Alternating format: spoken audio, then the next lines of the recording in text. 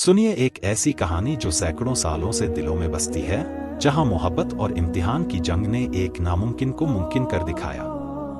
क्या आपने कभी सुना है उस जंगल के बारे में जहां हवाएं रहस्यों की सैर करती हैं और एक ऐसी मखलूक रहती है जो इंसानों से नफरत करती है मगर मोहब्बत में गिरफ्तार हो जाती है? यह कहानी है एक ऐसी लड़की की जिसकी आंखों में आसमान बसता था और एक ऐसे प्राणी की जिसने उसके लिए अपनी सदियों पुरानी ताकत दाव पर लगा दी। क्या यह मोहब्बत अल्लाह की रहमत से पूरी होगी या शैतान के साए में खो जाएगी? इस दिलचस्प और रोमांचक कहानी को अंत तक सुनिए, क्योंकि हर पल में छुपा है एक नया रहस्य। 3000 साल पहले जब धरती पर सिर्फ प्रकृति का राज था और इंसान सादगी की जिंदगी जीते थे, पाकिस्तान के एक दूरदराज इलाके में, जहां पहाड़ों की चोटियां बादलों को चूमती थीं और नदी का पानी चांदी की तरह चमकता था, एक छोटा सा गांव बसता था। इसे लोग शमसाबाद कहते थे। यह गांव अपनी खूबसूरती और सुकून के लिए जाना जाता था, मगर इसके पास एक जंगल था जिसे जंगल-ए-नाराम कहा जाता था। इस जंगल के बारे में कहानियां मशहूर थीं कि वहां एक प्राचीन नाग रहता है, कोई साधारण सांप नहीं, बल्कि एक ऐसी मखलूक जो सदियों से वहां मौजूद थी। लोग कहते थे कि उसकी आंखों में जादू है और जो भी उससे नजरें मिलाता, उसका दिल उसकी मोहब्बत में गिरफ्तार हो जाता। मगर यह मोहब्बत असंभव थी, क्योंकि वह नाग इंसानों से नफरत करता था। इसी गांव में एक लड़की रहती थी जिसका नाम था ज़ैनब। उम्र कोई 19 बरस की, उसकी आंखें बादलों की तरह गहरी थीं और उसकी मुस्कान में ऐसा जादू था कि हर कोई उसकी ओर खिंच जाता। उसके लंबे स्याह बाल हवा में लहराते हुए किसी नदी की लहरों जैसे लगते थे। उसकी आवाज में ऐसी मिठास थी जो हर दिल को छू लेती। मगर ज़ैनब की जिंदगी आसान नहीं थी। उसके पिता हसन एक गरीब किसान थे जो दिन रात खेतों में मेहनत करते। उसकी मां का देहांत हो चुका था और ज़ैनब अपने पिता का एकमात्र सहारा थी। एक दिन जब सूरज डूबने को था और आसमान पर गुलाबी रंग छाया था, ज़ैनब अपने पिता के लिए नदी से पानी लेने निकली। नदी का रास्ता जंगल-ए-नाराम से होकर गुजरता था। गांव वालों ने उसे मना किया था कि वह जंगल की ओर न जाए, मगर उस दिन नदी का दूसरा रास्ता सूख गया था। मजबूरी में ज़ैनब ने अपने सिर पर दुपट्टा ठीक किया, एक मिट्टी का घड़ा उठाया और अल्लाह का नाम लेकर जंगल की तरफ चल पड़ी। उसका दिल डर से कांप रहा था, मगर उसने सोचा, पिता को पानी चाहिए, मैं जल्दी लौट आऊंगी। जंगल का रास्ता सुनसान था। पेड़ों की छाव में अंधेरा गहरा रहा था और हवा में ठंडक थी जो रोंगटे खड़े कर देती थी। ज़ैनब के कदम तेज थे, मगर उसकी नजरें चारों ओर घूम रही थी। हर पत्ते की सरसराहट में उसे कोई साया दिखता। वह नदी के किनारे पहुंची, जहां पानी की हल्की सी आवाज गूंज रही थी। उसने घड़ा पानी से भरा और लौटने को हुई, तभी उसे एक सरसराहट सुनाई दी। पीछे मुड़कर देखा तो एक विशाल सांप उसकी ओर बढ़ रहा था। उसकी आंखें 2 सितारों की तरह चमक रही थीं और उसकी काली चमकदार चमड़ी पर चांद की रोशनी पड़ रही थी। ज़ैनब की चीख गले में अटक गई। उसने घड़ा छोड़ दिया, जो जमीन पर गिरकर टूट गया। वह पीछे हटी, मगर उसका पांव पत्थर से टकराया और वह गिर पड़ी। नाग धीरे धीरे उसके पास आया, मगर उसकी नजरों में गुस्सा नहीं, एक अजीब सी कशिश थी। उसने इंसानी आवाज में कहा, इंसानी बेटी, तू यहाँ क्यों आई? क्या तुझे अपनी जान की परवाह नहीं? ज़ैनब का शरीर कांप रहा था। उसने हिम्मत जुटाकर कहा, मैं अपने पिता के लिए पानी लेने आई थी। मुझे जाने दे, अल्लाह के वास्ते। नाग ने गहरी सांस ली और बोला, अल्लाह का नाम लेती है तू? मैं इस जंगल का रखवाला हूं। मेरा नाम है ज़मीर।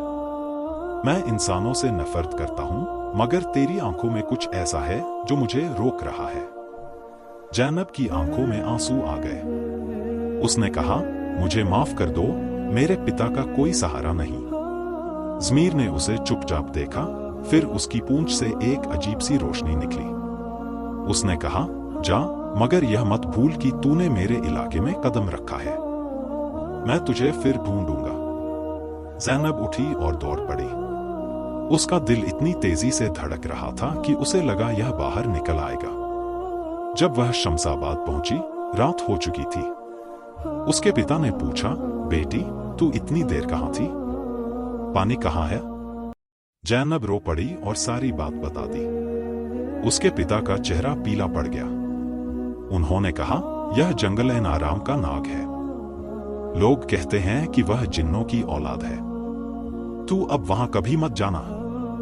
मगर जैनब के दिल में एक अजीब सा एहसास जाग चुका था। ज़मीर की नजरें, उसकी आवाज, सब कुछ उसके ज़हन में बस गया था। दिन गुजरते गए, मगर जैनब का दिल चैन ना पा सका। वह हर रात ज़मीर को अपने ख्वाबों में देखती। उसकी चमकती आंखें, उसकी बातें, सब उसे अपनी ओर खींच रहे थे। एक दिन उसने दुआ मांगी, या अल्लाह, मेरे दिल से इस बेचैनी को दूर कर। यह क्या हो रहा है मुझे? मगर जवाब ना मिला। उसकी सहेली रूहाना ने उसकी हालत देखी और बोली, जैनब, तू परेशान क्यों है? मुझे सच बता। जैनब ने हिचकिचाते हुए कहा, मुझे उस नाग की याद आती है। उसकी नजरों में कुछ था जो मुझे भूलने नहीं देता। रूहाना ने डरते हुए कहा, यह शैतान का जादू हो सकता है। तू हकीम साहब से बात कर। अगले दिन जैनब गांव के हकीम साहब के पास गई। हकीम साहब की उम्र 70 के करीब थी और उनकी नजरों में गहराई थी। जैनब ने सारी बात बताई।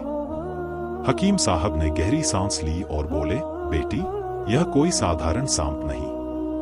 यह एक जिन्न हो सकता है जो इंसानों को अपने जादू में फंसाता है। तेरे दिल में जो एहसास जागा, वह उसकी ताकत का असर है। मगर अल्लाह की रहमत उससे बड़ी है। मैं तुझे एक तावीज देता हूं। इसे पहन और हर वक्त कुरान की आयतें पढ़। जैनब ने तावीज लिया और गले में पहन लिया। उसने सोचा, अब सब ठीक हो जाएगा। मगर एक रात जब चांद पूरा था और उसकी रोशनी गांव पर पड़ रही थी, उसे फिर वही सरसराहट सुनाई दी। वह अपने घर की छत पर थी, तभी एक साया उसके सामने आया। यह वही नाग था, ज़मीर। उसकी आंखें अब भी चमक रही थीं, मगर उसकी आवाज में दर्द था। उसने कहा, जैनब, मैं तुझसे दूर नहीं रह सका। तूने मेरे दिल में आग लगा दी। मैं इंसानों से नफरत करता था, मगर तेरी मोहब्बत ने मुझे बदल दिया। जैनब का दिल धक से रह गया। उसने कहा, यह मोहब्बत नहीं हो सकती। तू एक जिन्न है और मैं अल्लाह की बंदी हूं। यह गुनाह है। ज़मीर ने कहा, मैं जानता हूं, मगर यह एहसास मेरे बस में नहीं। मैं तुझे आजाद छोड़ सकता हूं, मगर मेरे दिल को कौन आजाद करेगा? जैनब की आंखों में आंसू आ गए। उसने कहा, मुझे माफ कर दो ज़मीर। यह रास्ता गलत है। ज़मीर ने गहरी सांस ली और बोला, ठीक है, मगर यह याद रख कि मैं तुझसे कभी दूर नहीं जाऊंगा। यह कहकर वह गायब हो गया। जैनब जमीन पर बैठ गई और रोने लगी। उसके दिल में तूफान उठ रहा था। उसे समझ नहीं आ रहा था कि यह मोहब्बत थी या शैतान का धोखा। उसने अपने तावीज को छुआ और अल्लाह से दुआ मांगी, या अल्लाह, मुझे इस अजाब से निजात दे। मगर उस रात उसे नींद न आई। अगले दिन शमशाबाद में सुबह की अजान गूंज रही थी। मस्जिद की मीनार से मुअज्जिन की आवाज हवा में फैल रही थी और गांव वाले अपने अपने घरों से निकलकर नमाज की ओर बढ़ रहे थे। मगर ज़ैनब का दिल उस सुकून से कोसों दूर था। ज़मीर की बातें, उसकी चमकती आंखें और उसकी आखिरी सैर ने उसके ज़हन को बेकरार कर दिया था। वह अपने घर की छत पर बैठी थी जब अजान की आवाज उसके कानों में पड़ी। उसने दुपट्टा ठीक किया, तावीज को छुआ और मस्जिद की ओर चल पड़ी। उसका दिल दुआ मांगना चाहता था, मगर उसका ज़हन ज़मीर की यादों में खोया था।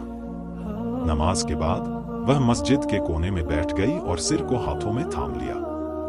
उसे समझ नहीं आ रहा था कि यह क्या हो रहा था। तो दोस्तों, ये थी जैनब और सलीम की कहानी का पार्ट 1। मगर रुकिए, कहानी अभी खत्म नहीं हुई है। अभी तो बहुत कुछ बाकी है। ज़मीर का साया, जैनब की बेचैनी और शमशाबाद का राज, ये सब जानने के लिए पार्ट 2 जरूर देखें। तब तक के लिए लाइक करें, सब्सक्राइब करें हमारे चैनल AI हिंदी स्टोरीज को और कमेंट में बताएं कि आपको ये पार्ट कैसा लगा। मिलते हैं जल्दी पार्ट 2 में। अल्लाह हाफिज।